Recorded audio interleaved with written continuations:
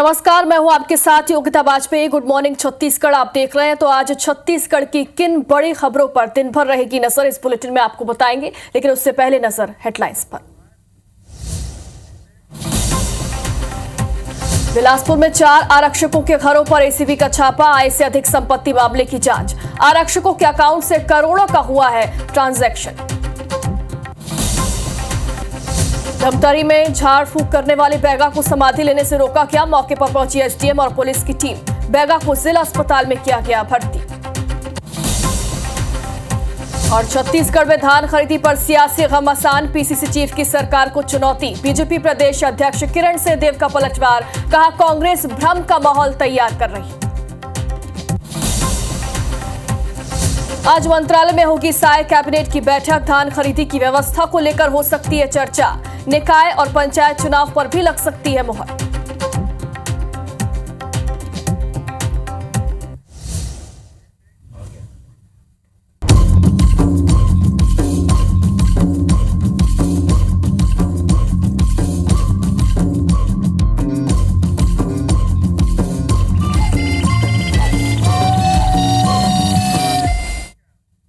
तो आज रायपुर में साय कैबिनेट की अहम बैठक होने वाली है। सीएम विष्णुदेव साय की अध्यक्षता में यह बैठक होगी। दोपहर 3 बजे के समय मंत्रालय में यह बैठक आयोजित की गई है। कैबिनेट बैठक में कई विषयों पर चर्चा होगी और साथ ही कई अहम प्रस्तावों पर आज मोहर लगने की भी संभावना है। धान खरीदी व्यवस्था को लेकर भी चर्चा संभव है। नक्सलवाद पुनर्वास नीति संशोधन पर भी फैसला हो सकता है इस बैठक में। निकाय पंचायत चुनाव पर भी मोहर लग सकती है। तो आज साय कैबिनेट की अहम बैठक में सीएम विष्णुदेव साय की अध्यक्षता में ये बैठक होगी और साथ ही कई अहम निर्णयों पर, कई अहम प्रस्तावों पर इस बैठक में मोहर लग सकती है।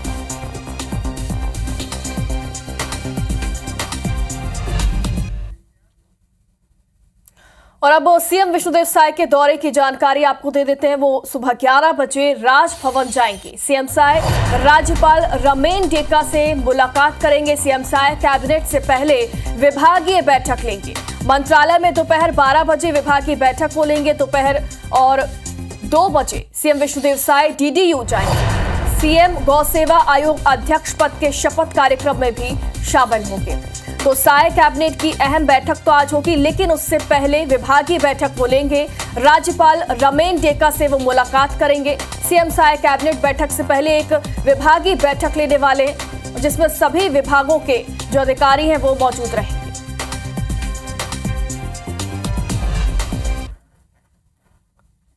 तो निकाय और त्रिस्तरीय पंचायत चुनाव एक साथ कराए जाने के संकेतों के बीच भाजपा संगठन ने दोनों चुनाव की तैयारियां तेज कर दी हैं। 2 दिनों की बैठक में कौन सी रणनीति तैयार हुई, देखिए रिपोर्ट।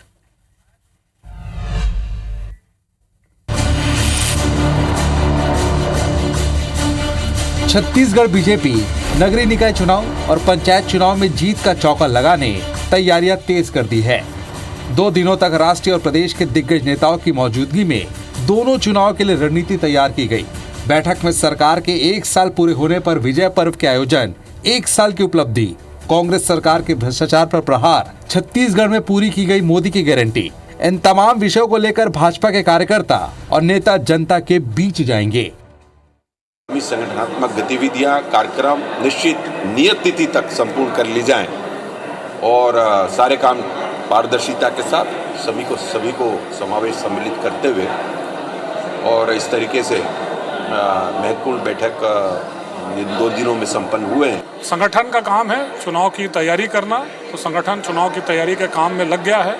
जैसा आपने बोला कि हमारे संगठन के चुनाव भी चल रहे हैं, इसके साथ साथ इन चुनावों की भी तैयारी चालू हो गई है कि जो मेयर का चुनाव होगा वो अध्यक्ष का चुनाव डायरेक्ट होगा। हमने जनता के साथ वादा किया था, वो वादा को पूरा किया, उसको हम लेके जाएंगे। बीजेपी के 86 दिनों में 60 लाख से अधिक सदस्य बनाए जाने पर पीसीसी चीफ दीपक बैज ने तंज कसा है। उन्होंने कहा कि आला कमान को खुश करने के लिए फर्जी आंकड़े पेश किए जा रहे हैं और बीजेपी को सूची सार्वजनिक करनी चाहिए। अब इतने मजबूरी में है, अब बेचारे मोदी जी उनको टास्क दे दिए तो मजबूरी में सदस्यता अभियान कर रहे हैं। इसलिए तो मैं तो बोल रहा हूँ ना, फर्जी सदस्यता अभियान बना के 2 बार तिथि बढ़ा के कोटा पूरा कर रहे थे। एक बार बैठ के एक बार मंथन कर लेना चाहिए। निकाय चुनाव और पंचायत चुनाव को लेकर दोनों ही दलों के नेताओं के बीच जुबानी जंग जारी है, लेकिन चुनावी तैयारियों में बीजेपी कांग्रेस से एक कदम आगे दिख रही है। बीजेपी ने जहां दोनों चुनाव के लिए प्रभारियों की नियुक्ति कर दी, वहीं कांग्रेस दक्षिण के हार के सदमे से उभर नहीं पाई। ऐसे में मुकाबला दिलचस्प होगा कि बीजेपी जीत का चौका लगाती है या कांग्रेस जीत से अपनी खाता खोलती है। राजेश मिश्रा, IBC 24, रायपुर। केंद्रीय गृह मंत्री अमित शाह 13 दिसंबर को 2 दिवसीय दौरे पर छत्तीसगढ़ आने वाले हैं। 13 दिसंबर को बस्तर ओलंपिक के समापन में वो शामिल होंगे और उसके बाद बस्तर के किसी सुरक्षा बल के कैंप में जाकर जवानों से वो मुलाकात भी करेंगे, तो वहीं रात्रि विश्राम भी करेंगे। 14 दिसंबर को वे रायपुर में आयोजित पुलिस अवार्ड कार्यक्रम में शामिल होंगे और उसके बाद दिल्ली रवाना हो जाएंगे। पिछले दिनों मुख्यमंत्री विष्णुदेव साय ने भी बस्तर के कैंप में रात्रि विश्राम किया था। गृह मंत्री विजय शर्मा ने बताया कि केंद्रीय गृह मंत्री के आगमन को लेकर तैयारियां भी अब शुरू कर दी गई हैं। अमित शाह जी का दौरा 13 तारीख को वो आएंगे और 14 को यहाँ पे प्रेसिडेंट कलर्स ऐसा पुलिस को मिला है और उसके साथ साथ अन्य उनके कार्यक्रम है, जिसमें बस्तर ओलंपिक एक बहुत महत्वपूर्ण कार्यक्रम है, तो एक रात वो जगदलपुर में भी रुकेंगे, ऐसा निर्धारण है। बिलासपुर के कांग्रेस भवन में हुई घटना के बाद पूर्व महापौर राजेश पांडे ने खेद जताया। उन्होंने बता दें कि पूर्व महापौर राजेश पांडे का जिला प्रभारी सुबोध हरिद्वार से विवाद हुआ था और इसे लेकर राजेश पांडे ने कहा कि मेरी बात को गलत समझा गया। पार्टी के हित में मैं खेद प्रकट करता हूं। इस दौरान पूर्व महापौर ने किसी भी तरह का दबाव होने से भी इनकार किया, तो वहीं बीजेपी में शामिल होने की अटकलों को उन्होंने सिरे से नकार दिया।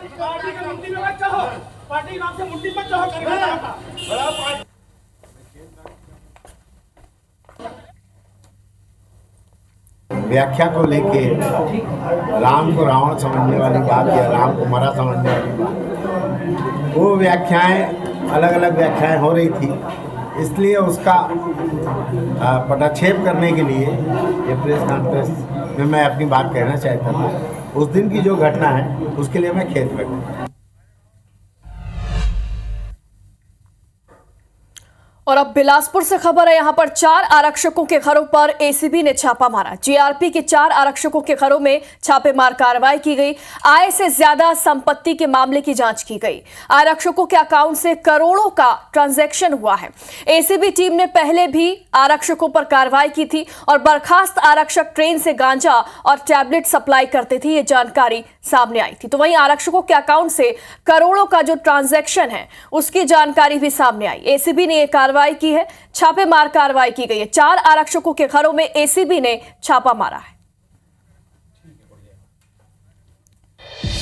और अब खबर दमतरी से है, यहां पर बैगा को समाधि लेने से रोक दिया गया। झाड़ फूंक करने वाला बैगा समाधि ले रहा था। मौके पर एसडीएम और पुलिस की टीम पहुंच गई और बैगा को जिला अस्पताल में भर्ती कर दिया गया। रुद्री थाने के कसवाही गांव की ये पूरी घटना बताई जा रही है, जहां पर एक झाड़ फूंक करने वाला बैगा समाधि ले रहा था, लेकिन मौके पर एसडीएम और पुलिस की टीम पहुंच गई और उसे समाधि लेने से रोक दिया गया। बैगा को फिलहाल जिला अस्पताल में भर्ती कर दिया गया।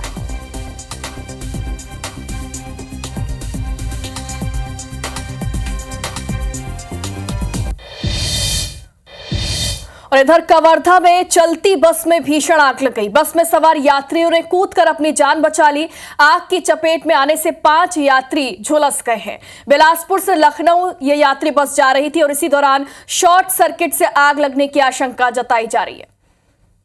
हालांकि बस में सवार यात्रियों ने कूदकर अपनी जान बचा ली, कोई भी जनहानि इसमें नहीं हुई, ये राहत की बात है। लेकिन आग की चपेट में आने से 5 यात्री झुलस गए हैं। कवर्धा से ये खबर है, जहां बिलासपुर से लखनऊ ये यात्री बस जा रही थी और इसी दौरान इसमें अचानक आग लग गई।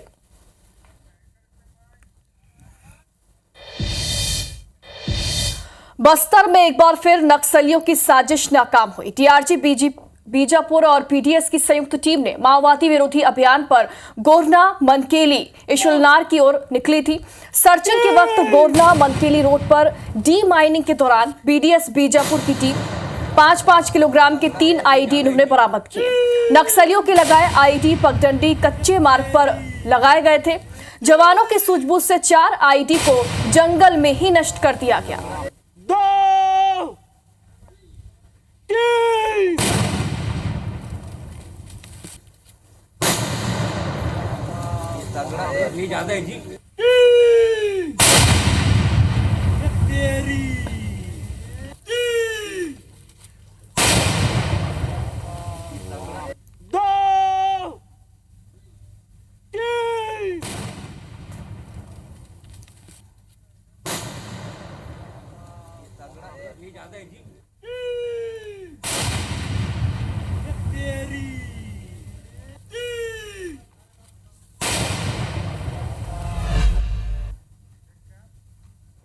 और अब छत्तीसगढ़ के मौसम का अपडेट आपको बता देते हैं। छत्तीसगढ़ में फेंगल चक्रवात का असर दिखाई देगा।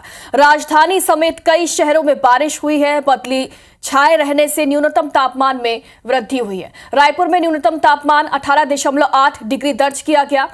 1-2 स्थानों पर हल्की से मध्यम बारिश की संभावना जताई गई है। सबसे कम न्यूनतम तापमान 10.4 डिग्री अंबिकापुर में दर्ज किया गया। दिसंबर के दूसरे सप्ताह से प्रदेश में कड़ाके की ठंड पड़ने की संभावना भी जताई गई है। वाड्रफनगर में घना कोहरा छाया रहेगा और वाहन चालकों की इस वजह से परेशानियां भी बढ़ गई हैं। कोहरे के कारण विजिबिलिटी 5 मीटर से भी कम हो गई है। ठंड से बचने ग्रामीण अलाव का सहारा ले रहे हैं। लगातार तापमान में गिरावट हो रही है और आज सुबह 6 डिग्री सेल्सियस तापमान पहुंच गया। तो वहीं पेंड्रा की अगर बात करें तो यहां पर भी 2 दिनों से ठंड कम हुई है। कुछ इलाकों में बादल यहां पर छाए रहेंगे। पेंड्रा का अधिकतम तापमान 25 डिग्री दर्ज किया गया, तो वहीं न्यूनतम तापमान 15 डिग्री दर्ज किया गया है।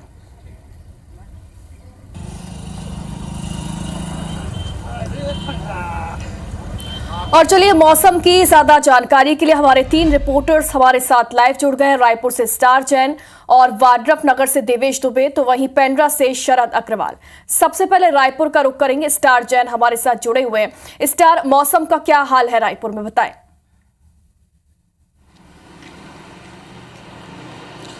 देखिए, छत्तीसगढ़ की जहां तक बात करें तो पूरे जो फिंगल तूफान आया उसका असर देखने को मिल रहा है। पिछले 2 दिनों से पर्याप्त धूप नहीं निकली है, बादल छाए हुए हैं। और कल तो देखा जाए तो राजधानी रायपुर की बात करें तो अलग अलग इलाकों में लगातार एक झड़ी जैसी लगी थी जो दोपहर से शुरू हुई थी, शाम तक चली थी।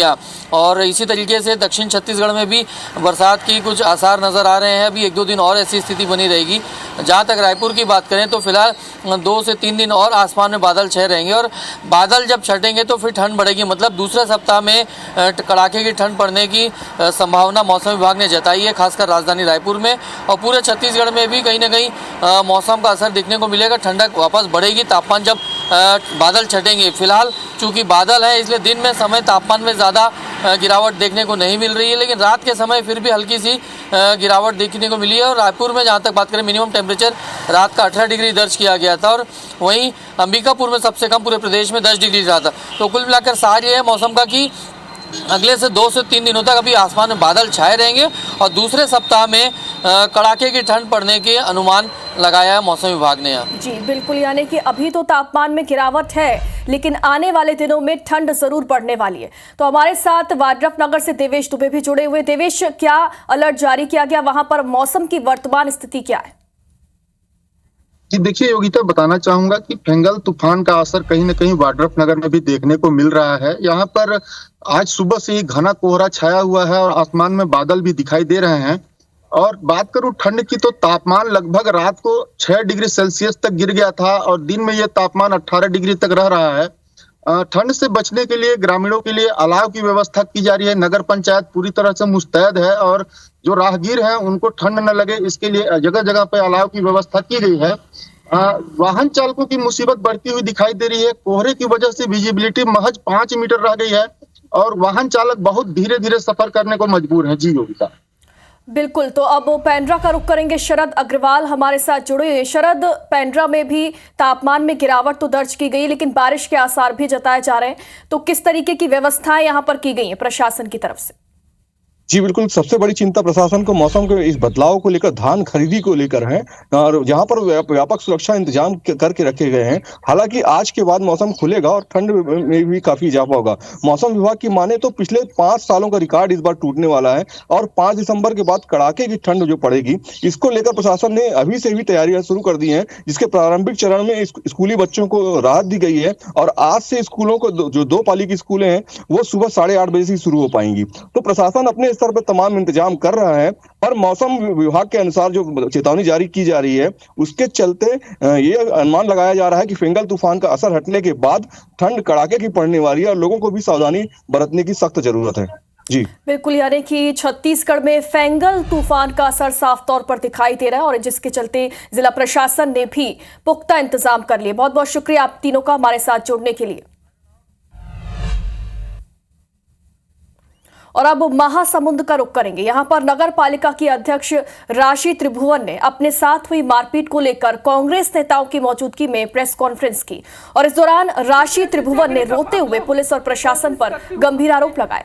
उन्होंने कहा कि वो कांग्रेस से संबंध रखती हैं, इसीलिए न केवल कार्रवाई में ढिलाई बरती जा रही है बल्कि पुलिस ने उल्टे उनके पति और बेटों पर FIR दर्ज की है, लेकिन वो तब तक लड़ती रहेंगी जब तक उन्हें न्याय नहीं मिलता। बता दें कि पिछले दिनों नगर पालिका अध्यक्ष राशि महिलांग और RTI एक्टिविस्ट पंकज साहू के बीच विवाद हुआ था। आरोप है कि इस दौरान पंकज साहू ने मारपीट की थी। आज तक मुझे कभी आप लोग कि उसकी पत्नी असुरक्षित है, जब मैं चिल्लाई ये मुझे मार रहा था, ये मुझे मार रहा था, उस वक्त मेरे पति ने उसको पकड़ा। घटना हुई है। मैं आज ये नगर पालिका अध्यक्ष में पंकज साहू पहली बार नहीं आया, 1000 बार आया है। FIR तो मेरे ऊपर, मेरे पति के ऊपर, 2 पार्षद के ऊपर, पूर्व पार्षद कपिल साहू, पवन पटेल सभापति के ऊपर नाम भी लिखा गया। और आगे पढ़ते हैं, खबर रायपुर से है। यहां पर कोल्ड फीस्ट एकेडमी का भव्य शुभारंभ हुआ। विधायक पुरंदर मिश्रा ने एकेडमी का उद्घाटन किया। इस दौरान उन्होंने कहा कि आज के समय में आत्मरक्षा केवल एक कौशल नहीं बल्कि हर व्यक्ति के लिए ये एक अनिवार्य आवश्यकता बन गई है। उन्होंने बच्चों को बचपन से ही मिक्स्ड मार्शल आर्ट्स और जुजुत्सु जैसी आत्मरक्षा तकनीकों को सीखने की प्रेरणा दी। वहीं कार्यक्रम के विशिष्ट अतिथि विधायक सुनील सोनी ने अकादमी के इस प्रयास की भरपूर सराहना की। उन्होंने खिलाड़ियों की लाइव प्रैक्टिस फाइट भी देखी और उनके प्रदर्शन की प्रशंसा की और कहा कि इस अकादमी ने बच्चों को न केवल शारीरिक ताकत दी बल्कि उनमें मानसिक दृढ़ता भी विकसित की है। वहीं अकादमी के प्रमुख मिलन पटेल ने कहा कि हमारा लक्ष्य है कि हर बच्चा विषम परिस्थितियों में डटकर खड़ा हो सके और हार न माने। कार्यक्रम में विक्रम पुरस्कार से सम्मानित राष्ट्रीय वेटलिफ्टर बुधराम सारंग भी मौजूद रहे। में सब समाहित है, जूडो, कराटे। पहले हम लोग छत्तीसगढ़ी में बोलते पटकी धरा, एक को एक पटकता था, दूसरे को दूसरा पटकता था और ताकत का प्रदर्शन होता। नाग पंचमी में आयोजन होता था। तो मुझे ऐसे लगा कि बच्चों को सीखने के लिए, खास करके बेटियों को अपना सुरक्षा के लिए ये आवश्यक था और मैं आयोजकों को बहुत बहुत बधाई देता हूँ। कोल्ड फीस्ट जो है एक मार्शल आर्ट्स क्लब है और यहाँ पर हम लोग मार्शल आर्ट्स के थ्रू ना सिर्फ फिटनेस बट लोगों को सेल्फ डिफेंस सिखाते हैं, मोटिवेशन देते हैं, उनको सिखाते हैं कि कैसे किसी और तरीके से आप उस चीज़ को अचीव कर सकते हैं। फिर चाहे वो सेल्फ डिफेंस सीखना हो, एक फाइटर बनना हो, अपना वज़न कम करना हो या किसी भी और चीज़ में आपको एक्सेल करना हो। बांग्लादेश में हिंदुओं पर हो रहे अत्याचार के विरोध में छत्तीसगढ़ में भी प्रदर्शन किया गया। रायपुर और भिलाई में इस्कॉन और हरे कृष्णा मूवमेंट के नेतृत्व में विरोध किया गया, जिसमें सैकड़ों समर्थकों और स्थानीय लोगों ने हिस्सा लिया। उपस्थित जनसमूह ने बांग्लादेश में हो रही घटनाओं की कड़ी निंदा की और रायपुर के तेलीबांधा तालाब में भी एक सभा आयोजित की गई, जिसमें कई समुदायों के लोगों ने हिस्सा लिया और ये संदेश दिया कि किसी भी प्रकार का धार्मिक या जातीय उत्पीड़न स्वीकार्य नहीं है। सभी ने एकजुट होकर अन्याय के खिलाफ आवाज उठाने का संकल्प लिया। बांग्लादेश में जो भक्त लोग हैं उनके लिए एक संदेश है कि वो इस संघर्ष में जो अकेले नहीं है। पूरा भारत और पूरा विश्व के सनातनी धर्म के अनुयायी जो है वो इस मार्ग में जो है हम लोग भी उनके साथ है और हम चाहते हैं कि बांग्लादेश के सरकार हमारी भक्तों को जो है और हमारी सनातन धर्म के अनुयायियों को जो है वो स्वतंत्रता दिया जाए कि वो अपना धर्म को जो है सुख शांति से जो है पालन कर पाए।